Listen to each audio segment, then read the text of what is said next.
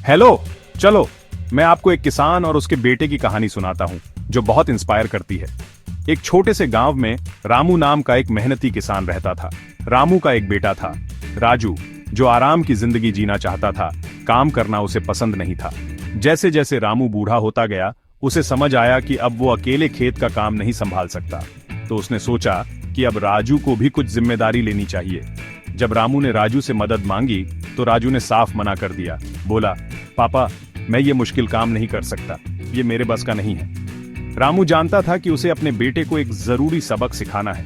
वो राजू को खेत में एक पुरानी गाड़ी के पास ले गया और बोला, इस गाड़ी को देखो बेटा, इसके पहिए घिस गए हैं, इसे चलाना मुश्किल है। अगर हम इसे आराम से चलाना चाहते हैं तो हमें इसके पहिए ठीक करने होंगे। फिर रामू ने राजू से पहिए बदलने को कहा। राजू ने बहुत कोशिश की, उसके चेहरे से पसीना बह रहा था और उसके हाथों में छाले पड़ गए, लेकिन उसने हार नहीं मानी। बहुत मेहनत के बाद आखिरकार वो पहिए ठीक करने और गाड़ी चलाने में कामयाब हो गया। रामू ने अपने बेटे को देखा और कहा, देखा बेटा, ये गाड़ी हमारे खेत जैसी है।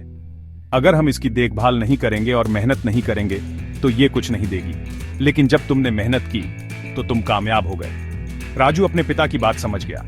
वो लगन से खेत पर काम करने लगा और धीरे धीरे उसे कामयाबी मिलने लगी। उसे एहसास हुआ कि मेहनत और कोशिश ही उसके लक्ष्यों को पाने की कुंजी है।